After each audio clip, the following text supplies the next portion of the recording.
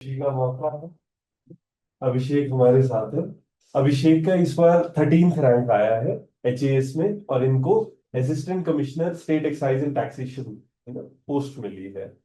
बहुत मेहनती है। और हमने इसलिए बुलाया कि आप लोगों को सबको गाइड करें, बताए अपनी जर्नी के बारे में। स्पेशली ना देखो, जनरल स्टडीज में इनके one of the highest marks है। जनरल स्टडीज में जीएस 197 है ना, तो हाईएस्ट मार्क्स है इनके। तो एक होता है ना कि टिप्स ट्रिक्स कि किस तरीके से हम भी प्रिपरेशन करें। जैसे फ्रेशर, आप ये सब नए बच्चे हैं ना, कुछ लोग हैं जो पुराने भी ना टेस्ट लिख रहे हैं, जो इस समय पर मतलब एक बार सिलेबस खत्म हो चुका है, बट जनरली फ्रेशर्स हैं।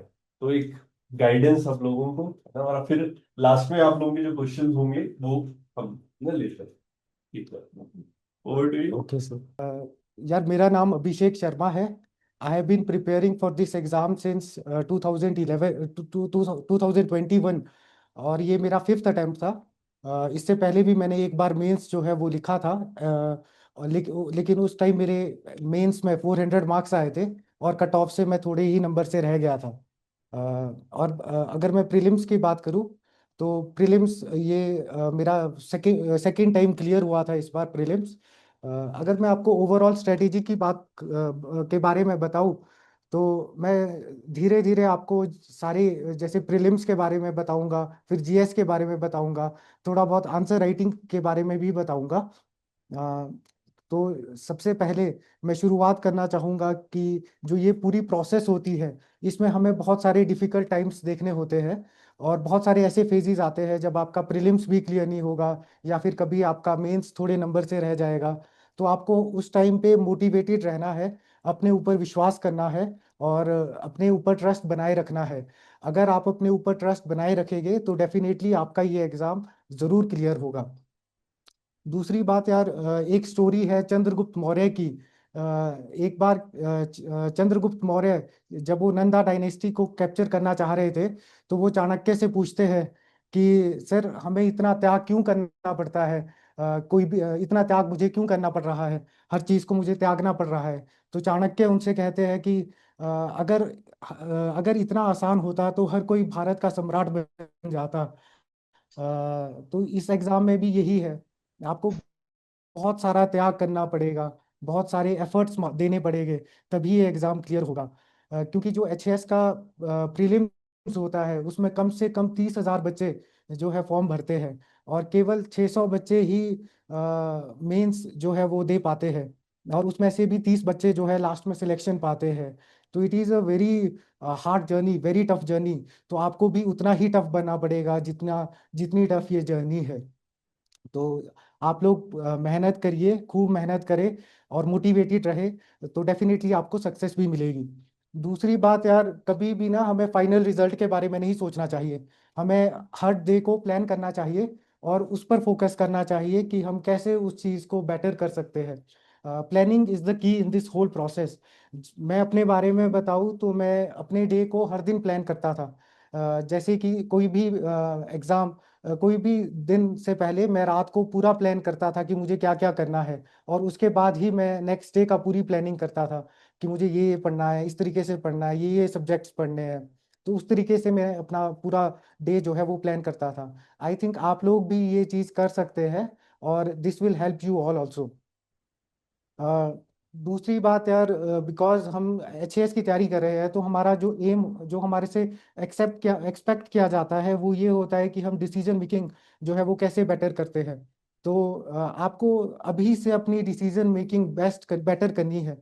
अपने टाइम को वेस्ट नहीं करना है, अपने टाइम की वैल्यू करनी है। आपका हर एक मिनट हर एक सेकंड बहुत वैल्यूएबल है। और आपको अगर इस एग्ज़ाम को क्लियर करना है तो आपको उस हर एक सेकंड, हर एक टाइम, हर एक मिनट की वैल्यू करनी पड़ेगी।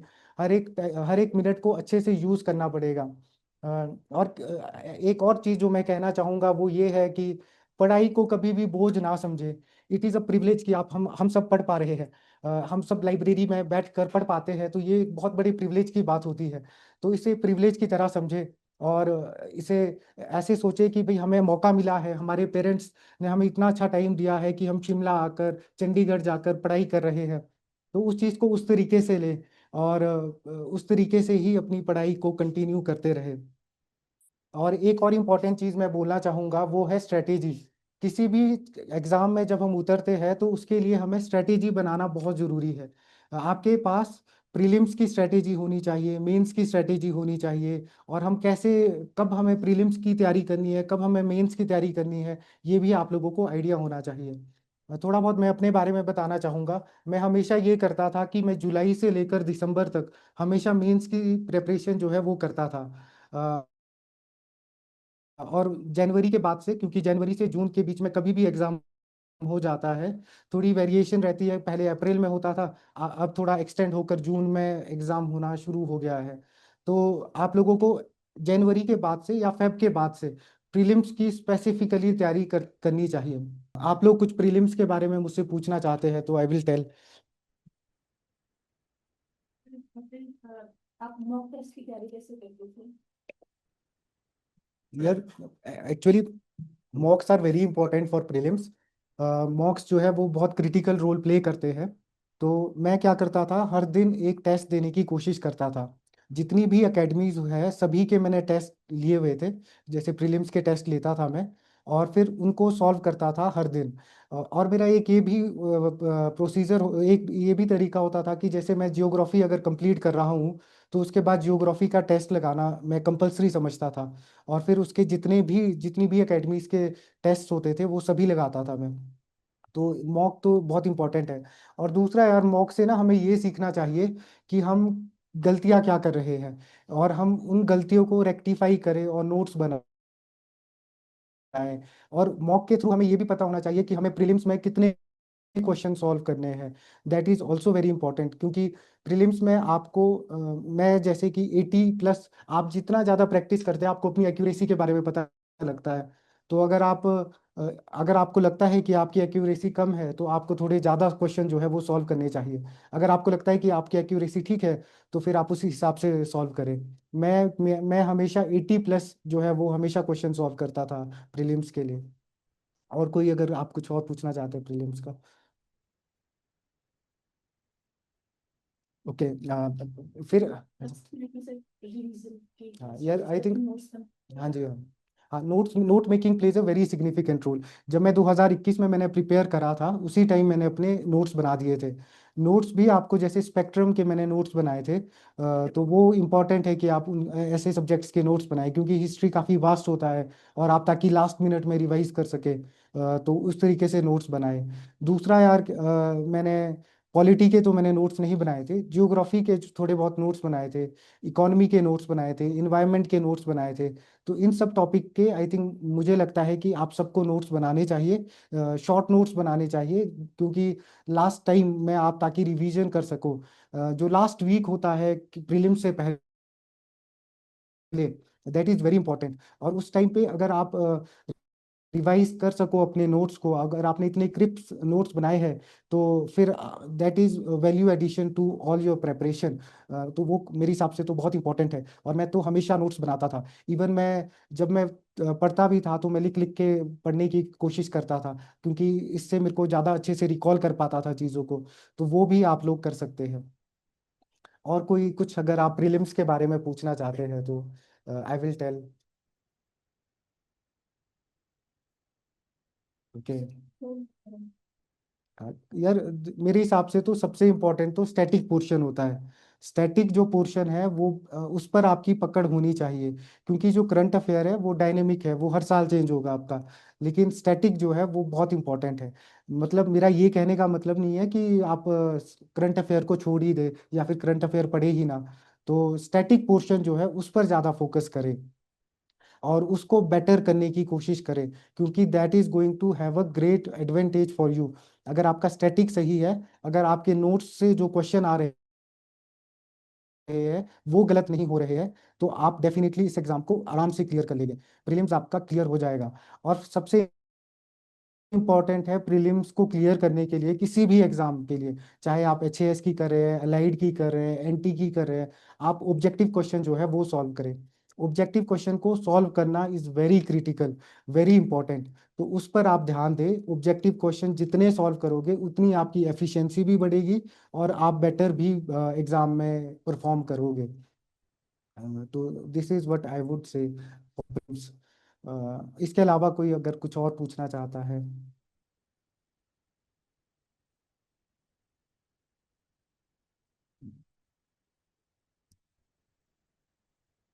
ओके, फिर इसके बाद मैं आपको थोड़ा बहुत मेंस के बारे में भी बताना चाहूँगा। मेंस में कैसे आंसर राइटिंग करनी है और आंसर राइटिंग और नोट्स का कैसे कोरिलेशन जो है वो होता है।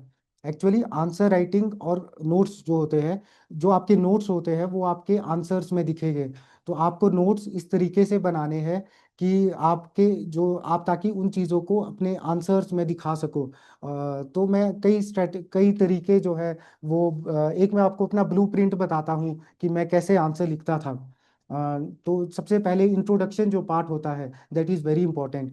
उसमें आप अगर फैक्ट्स या डाटा जो है वो डाल सके तो उससे आपका आंसर जो है वो बेटर होगा। और वो कैची भी होता है, एग्जामिनर को भी पढ़ने में मज़ा आता है और उन्हें भी पता लगता है कि बच्चा को रिलेट कर रहा है करंट अफेयर को और जो टॉपिक पूछा है उसको। और क्वेश्चन को हमेशा ध्यान से पढ़ना है। क्वेश्चन में क्या पूछा है उसकी सब हेडिंग जब आप इंट्रोडक्शन दे उसके बाद आपको लिखनी होती है, तो वो करें। फिर उसके बाद मैं सब हेडिंग्स के बाद और सब हेडिंग्स जो है वो देता था और बॉडी को जो है कॉम्प्रिहेंसिव बनाने की कोशिश करता था। अगर फॉर एग्जांपल करप्शन के बारे में कोई क्वेश्चन पूछा है तो मैं कोशिश करता था कि मैं करप्शन के जितने भी पर्सपेक्टिव हो सकते हैं उतने बताऊं। अगर मुझसे गुड गवर्नेंस के बारे में पूछा है तो गुड गवर्नेंस के कितने जितने भी फीचर्स होते हैं वो सारे मैं बताऊं। जैसे कि आप शॉर्ट ट्रिक्स का भी इस्तेमाल कर सकते हैं। जैसे कि गुड गवर्नेंस के फीचर्स इस साल भी क्वेश्चन पूछा गया था, तो अगर आपके पास उसकी शॉर्ट ट्रिक है कि भाई उसके क्या क्या फीचर्स होते हैं, जैसे कि पार्टिसिपेशन होता है, कंसेंसस ओरिएंटेड होता है, ट्रांसपेरेंसी होता है, अकाउंटेबिलिटी होता है, तो मैंने उसके लिए एक ट्रिक बनाई थी कि पीसी तारे फॉलोअर्स की participation, consensus oriented, transparency, accountability, rule of law. ये इस तरीके से आप भी कर सकते हैं क्योंकि इससे आपको याद करना आसान हो जाएगा और वहाँ पे प्रोड्यूस करना भी और आसान हो जाता है। तो ये सब चीज़ें भी आप कर सकते हैं, specially for the answer writing. फिर उसके बाद होता है, अगर आपसे क्वेश्चन में चैलेंजेस पूछे जा रहे हैं तो आप चैलेंजेस लिखिए कि भाई क्या क्या चैलेंजेस है। और जब चैलेंजेस लिख लो उसके बाद वे फॉरवर्ड देना है कि भाई वे फॉरवर्ड ये है इस चीज़ का। तो वो सब चीज़ें आपको इनकलकेट करना है। उसके लिए आपको आंसर राइटिंग करनी पड़ेगी। आप लोगों में से कितने बच्चे आंसर राइटिंग करते हैं अभी? ओके। आप लोगों को प्रीलिम्स की तैयारी करते हुए कितना टाइम हो गया? 3 इयर्स। ओके। सही है। यार क्या बोलते हैं, हाँ मतलब आंसर राइटिंग ना आप अभी से करें मतलब।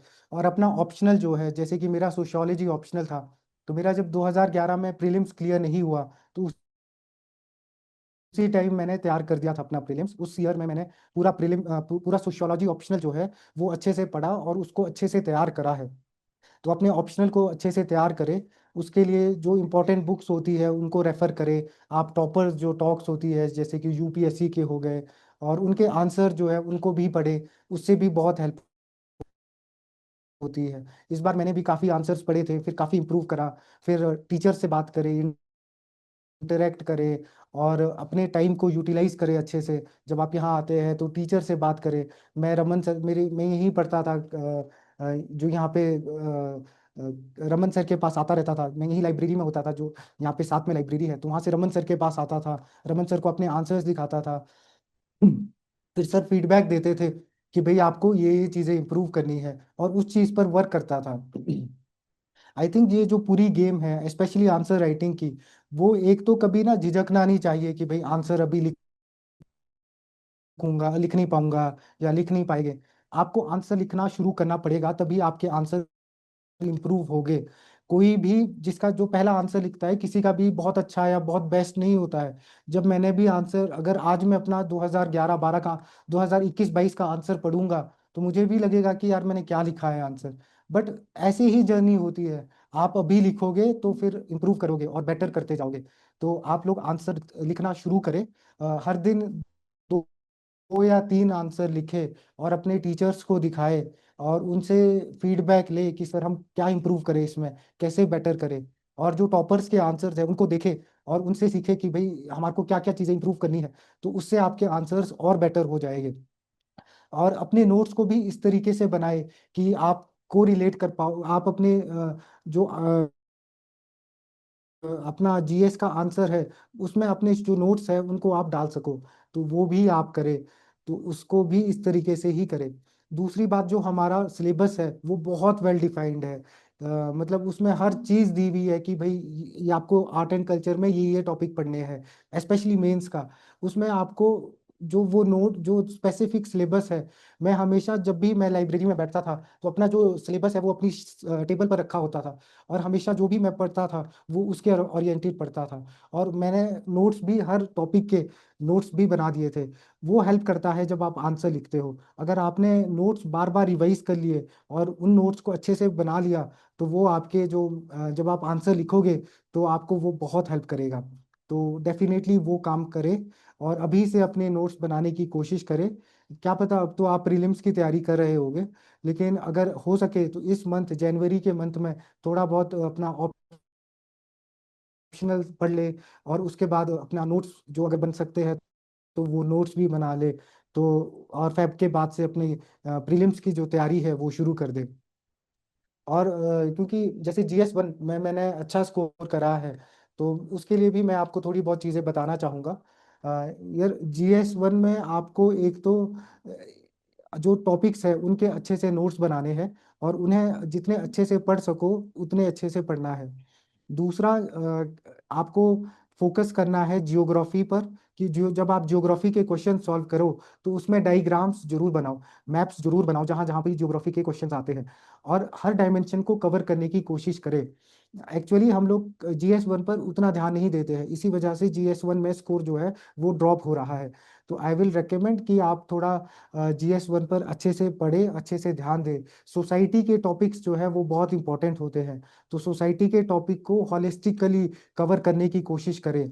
जो भी टॉपिक होता है, जैसे वुमेन पर टॉपिक है तो उसके हर डायमेंशन को कवर करें, कि वुमेन के साथ क्या क्या इश्यूज है, क्या क्या चैलेंजेस वुमेन्स फेस कर रही है हमारी सोसाइटी में। फिर उसके बाद कि क्या क्या स्टेप्स गवर्नमेंट ने लिए हैं वुमेन एम्पावरमेंट के लिए। फिर क्या क्या स्कीम्स है जो गवर्नमेंट की है, और फिर कि हम कर क्या सकते हैं, क्या वे फॉरवर्ड हो सकता है, कि हम कैसे वुमेन एम्पावरमेंट को और बेटर कर सकते हैं। तो जितने भी सोसाइटी के टॉपिक्स, स्पेशली जो सिलेबस में लिखे हैं, उनको आप अच्छे से हॉलिस्टिकली कवर करें, और उनको बहुत अच्छे से प्रिपेयर करें। दूसरा, एथिक्स वाला पार्ट भी है उसमें, तो उसको भी अच्छे से पढ़े, उसको भी अच्छे से याद करें, और उन टॉपिक्स के भी अच्छे से नोट्स बनाए। तो वो भी I think very, that is also very important. फिर जैसे डिजास्टर मैनेजमेंट के अगर कभी क्वेश्चंस आए तो उनको भी कैसे आप टैकल करोगे। आपको हर डिजास्टर की, जैसे कि हमारा एरिया काफ़ी प्रोन है डिजास्टर का, तो आपको हर डिजास्टर के प्रिवेंशन मिटिगेशन स्ट्रेटेजीज, आपके रेस्क्यू स्ट्रेटेजी, रिहैबिलिटेशन स्ट्रेटेजी, ये इस तरीके से आपको हॉलिस्टिकली कवर करना है अपने आंसर को। तो ये सब चीज़ें करें आई थिंक जीएस में। यार, मेरे अकॉर्डिंग ऐसे जो है, जब आप एक बार जीएस का पूरा कवर कर ले, उसके बाद ही आपको ऐसे जो है वो ऐसे की लिखने स्टार्ट कर देने चाहिए। वैसे तो आप ऐसे अभी भी लिख सकते हैं, स्पेशली जैसे आप लोग करंट अफेयर का कोई इंपॉर्टेंट टॉपिक पढ़ रहे हैं, उसका ऐसे जो है वो लिखे, और फिर अपने टीचर्स को दिखाए कि ऐसे मैं ऐसे के बारे में। ऐसे में जो सबसे इम्पोर्टेंट चीज़ होती है जब हम एग्ज़ाम दे रहे होते हैं, वो होता है कि आप ऐसे को अच्छे से चूज करें और सिलेक्ट करें। ऐसे का, क्योंकि हर सेक्शन में चार चार चार ऐसे आएंगे, तो उसमें से आपको अच्छे से सिलेक्ट करना है, और अच्छे से टाइम लेकर सिलेक्ट करना है कि कौन सा ऐसे ऐसा है जिसको मैं अच्छे से जस्टिफाई कर सकता हूँ और अच्छे से मैं बता सकता हूँ। तो वो सबसे इम्पोर्टेंट होता है ऐसे में जब आप पेपर दे रहे हैं। दूसरी बात, जब आप ऐसे लिखे तो जो आप इंट्रोडक्शन देते हैं, या तो आप कोट्स से स्टार्ट कर सकते हैं, कई बच्चे स्टोरी से स्टार्ट करते हैं, कई बच्चे एनेक्डोट लिखते हैं। तो इन सब चीज़ों से आप इंट्रोडक्शन जो है वो शुरू करें। दूसरा चीज़ जो मैंने इस बार करा वो ये होता है कि connecting the paragraph is very important. तो आप कनेक्ट करें पैराग्राफ को। उससे क्या होता है कि जो एग्जामिनर है उसका जो पढ़ने का फ्लो है वो नहीं टूटता है। जैसे कि आप लिखना चाहते हो पेस्टल फॉर्म में, अगर आप लिखना चाहते हो, जो ऐसे सिंपल ऐसे हम लिखते हैं वो पेस्टल फॉर्म में काफ़ी लिखते हैं। तो आपने जब पहला पैराग्राफ खत्म करा तो उसके बाद आप जो उसकी जो लास्ट लाइन है वो आप लिखे कि भाई जो नेक्स्ट पैराग्राफ में मैं लिखने वाला हूँ वो ये लिखने वाला हूँ, मैं पॉलिटिकल इम्पैक्ट जो है वो लिखने वाला हूँ। उससे निचले पैराग्राफ को जब आप खत्म करें, जब पॉलिटिकल लिख ले, तो उसमें लिखे कि भाई मैं अब सोशल इम्पैक्ट्स जो है वो लिखने वाला हूँ। और फिर क्योंकि हम पॉजिटिव नेगेटिव ऐसे में लिखते हैं तो उसको भी अच्छे से करें। जैसे कि आप लिख सकते हैं there are two sides of the same coin, तो अगर पॉजिटिव है तो नेगेटिव भी है। या फिर एक लाइन में जो भी मैं भी लिखता था कि everything that glitters is not a gold, कि भाई कि भाई पहले मैंने पॉजिटिव्स लिखे हैं, अब मैं नेगेटिव लिखने वाला हूँ कि भाई क्या क्या नेगेटिव्स है इस पूरे टॉपिक के। तो इस तरीके से आप कनेक्ट करें चीज़ों को, तो दैट इज वेरी इंपॉर्टेंट।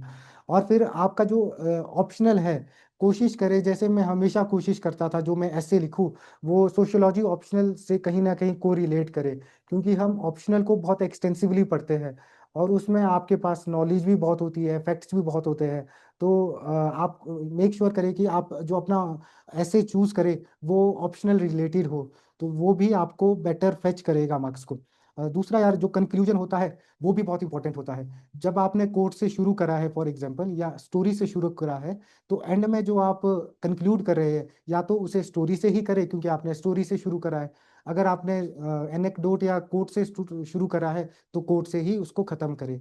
इस तरीके से जो पढ़ने वाला होगा, पढ़ेगा जो आपका ऐसे, उसे लगेगा कि इसने कनेक्ट करा है हर चीज को, और इसने जितना होलिस्टिकली कवर करना चाहिए था वो उतना होलिस्टिकली ऐसे को कवर करा है। तो I think this is the way you can do, you can improve your marks in ऐसे। और ये आप स्ट्रेटेजी जो है ऐसे के लिए कर सकते हैं। आप अगर और कुछ पूछना चाहे ऐसे के बारे में तो मैं और भी आपको बताऊंगा फिर। ओके, आप फिर इसके अलावा यार GS1 के अलावा GS2 भी काफ़ी इम्पोर्टेंट होता है। उसका भी जो आप सिलेबस है उसे अच्छे से पढ़े, और उसमें देखें कि पॉलिटी में क्या क्या टॉपिक्स है जो हमें पढ़ने हैं। मेंस में मुझे लगता है ये भी बहुत इंपॉर्टेंट है, आप ये ध्यान दें कि क्या चीज़ें हमें पढ़नी है, क्या चीज़ें नहीं पढ़नी है। और मिनिमम चीज़ों को पढ़े, मिनिमम रिसोर्सेज को पढ़े, तो वो सबसे बेस्ट चीज़ होती है स्पेशली मेंस के लिए, क्योंकि बहुत सारे टॉपिक्स होते हैं।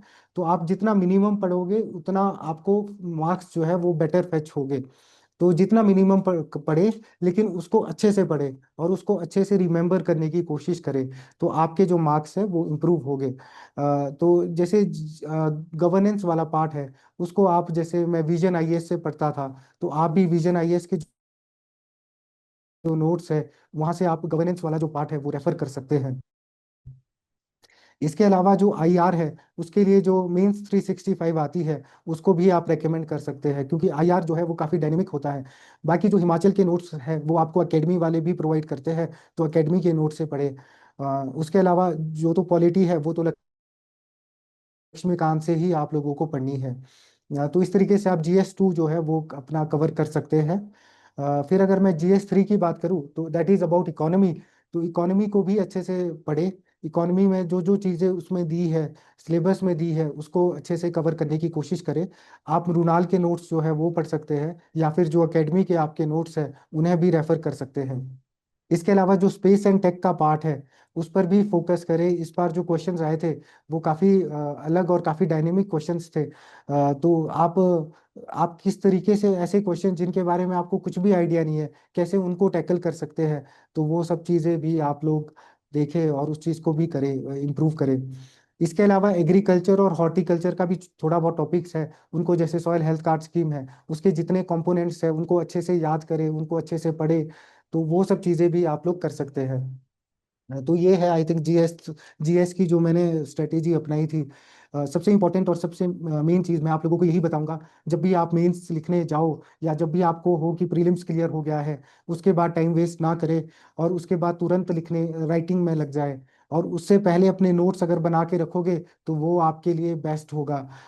वो फिर आपको सीधा, ताकि आप जब आपका मेंस हो तो आप सीधा आंसर लिखो, ऐसी सिचुएशन हो तो ज़्यादा बेटर होगा। ये सब चीज़ें हैं जो मैं मेंस के लिए आप लोगों को बताना चाहूँगा। बाकी लास्ट में मैं आप लोगों को यही कहूँगा, यार हार्ड वर्क करें। आपके पेरेंट्स ने आपके ऊपर इतना इन्वेस्ट कर रहे हैं, और आप लोगों को इतना अच्छे इंस्टीट्यूट में पढ़ा रहे हैं, तो इस चीज़ को वैल्यू करें। जितना मेहनत हो सके अभी मेहनत कर लो। और अगर आप एक बार इस चीज़ से बाहर निकल गए, तो मैं सच बता रहा हूँ, जीवन बदल जाता है। आपको जो लोग पहले आपको ताने मारते होंगे या कुछ भी जो होता होगा, सब चीज़ें चेंज हो जाती है। इसलिए मेहनत करें। जो सक्सेस होती है उसका मज़ा ही अलग होता है। तो अगर एक साल आप लोग अच्छे से मेहनत कर लोगे, तो आप लोग जब सक्सेस पालोगे, तो आपको आपकी लाइफ में जो प्रॉब्लम्स अभी आपको बहुत बड़ी लग रही है, वो छोटी लगेगी फिर, कि यार मैं किन छोटी छोटी चीज़ों में पड़ा हुआ था, आपको ऐसा लगेगा। तो इसलिए मेहनत करें, हार्डवर्क करें, और पेशेंस रखें। कई बार होता है यार कि फेलियर्स भी हमें देखने को मिलते हैं। जैसे मेरा 2 बार प्रीलिम्स क्लियर नहीं हुआ। मेंस के बाद मैंने मेंस लिखा था, उसके बाद 2 बार प्रीलिम्स क्लियर नहीं हुआ। और एक बार तो मेरे प्रीलिम्स में जीएस में 124 मार्क्स थे, लेकिन मेरा सी सेट 2024 में थोड़ा टफ आया था, तो 1 नंबर से मेरा सी सेट रह गया। तो ऐसी सिचुएशन में भी अगर आप काम रहोगे, हार्डवर्क करते रहोगे, मेहनत करते रहोगे, लगे रहोगे, पढ़ते रहोगे, तो definitely success will be yours. जो मुश्किल टाइम है, वो भी उसकी ही लाइफ में आता है जो उस चीज़ को सह सके। तो आप सहे, उस पीरियड को सहे और मेहनत करते रहे। तो यही है जो मैं कहना चाहूँगा। और at the end I would also say कि आप, I am very thankful to Raman sir also, क्योंकि रमन सर से मैं हमेशा कॉन्स्टेंटली मोटिवेट करते रहते थे सर मुझे। और मैं कई बार यहाँ आता रहता था। जब मेरा प्रीलिम्स 2 बार नहीं हुआ था, तब भी मैं रमन सर के पास आया था। सर ने मुझे मोटिवेट करा था, और सर ने मुझे बताया था कि कैसे आपको इम्प्रूव करना है। जब मेरा अलाइड का मेंस था, तो उस वक्त भी मैं सर के पास गाइडेंस के लिए आया था। और अलाइड के मेंस में भी सर ने हेल्प करा था मेरा। और उसी वजह से I think I was able to score very good marks in GS. मेरा हिंदी में स्कोर थोड़ा कम रहा उस टाइम, और उस वजह से मैं अलाइड क्लियर नहीं कर पाया। फिर अभी जब मेरा मेंस था और इंटरव्यू स्टेज था, तो मेरे सर ने 2-3 बार इंटरव्यू के सेशन करवाए, जो कि मेरे को काफ़ी हेल्प करा। और मैं अच्छा परफॉर्म कर पाया इंटरव्यू में भी।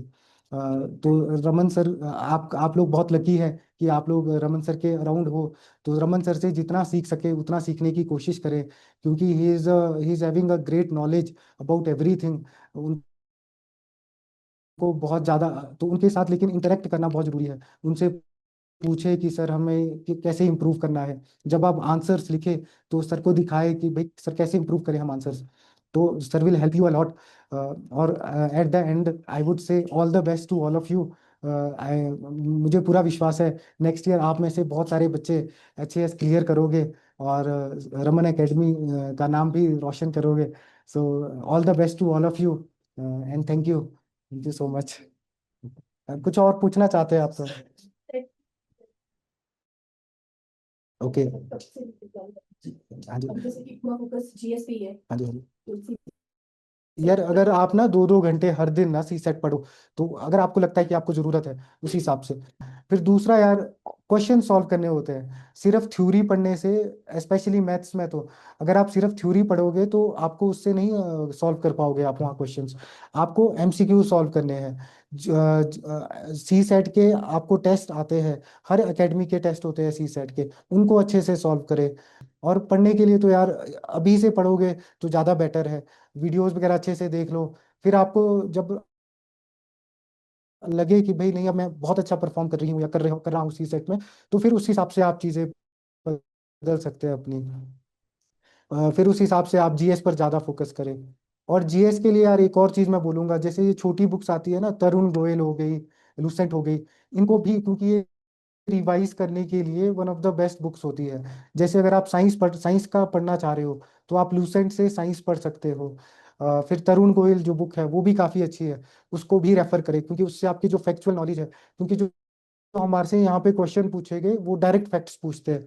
यहाँ पे ज़्यादा कॉम्प्रिहेंसिव नहीं होते हैं क्वेश्चंस, तो आपसे क्योंकि फैक्चुअल पूछना है, तो फैक्चुअल को स्ट्रॉन्ग करने के लिए बार बार उनको पढ़े। मतलब जितनी बार उनको पढ़ सके उतना पढ़े, तो वो भी करें। और स्पेक्ट्रम के छोटे शॉर्ट नोट्स बना दे, शॉर्ट नोट्स भी बहुत हेल्प करते हैं प्रीलिम्स में। अ, और अभी से मतलब प्रीलिम्स की तैयारी करें। अगर आपका पहला अटेम्प्ट है, तो अभी से अगर आप प्रीलिम्स की तैयारी अच्छे से करोगे, और अगर आप रेगुलरली 7-8-9 घंटे पढ़ोगे, तो डेफिनेटली आपका प्रीलिम्स क्लियर हो जाएगा। और स्ट्रेटेजी बनाए कि भाई कैसे कवर करना है, प्लान करें। जैसे कि आई थिंक मैं ये करता था कि जैसे जियोग्राफी और हिस्ट्री 2 वीक में ख़त्म करनी है तो करनी है, फिर चाहे कुछ भी हो जाए मेरे को 2 वीक में जियोग्राफी और हिस्ट्री ख़त्म करनी है तो करनी है। फिर उसके बाद पॉलिटी और शंकर आईएएस अगर ख़त्म करना है तो करना है। इस तरीके से स्ट्रैटेजी बनाए कि 2-2 वीक का गोल रखे कि 2 वीक में 2 सब्जेक्ट ख़त्म करने हैं। फिर अगले 2 वीक में मैं हिमाचल और दूसरा सब्जेक्ट जो है वो लेता था और वो कवर करता था। इस तरीके से करने की कोशिश करें और स्टिक करें। आपके अंदर इतनी जील होनी चाहिए कि अगर वो 2 वीक में खत्म नहीं हो रहा है पूरा टॉपिक, तो आप लोगों को अगर 14-15 घंटे भी पढ़ना पड़े तो भी आप पढ़े, बट उस जो आपने गोल सेट करा है उसे 2 वीक में खत्म करें। दैट इज वेरी इंपॉर्टेंट यार, क्योंकि अगर आप अपने आप को अगर अभी अपने आप को नहीं तपाओगे तो आप लोगों को आगे जाकर डायमंड बनना है, आपको बेस्ट बनना है, तो वो तभी बन पाओगे अगर अभी अपने आप को हार्डवर्क करोगे। इसके अलावा अगर कोई कुछ पूछना चाहता है।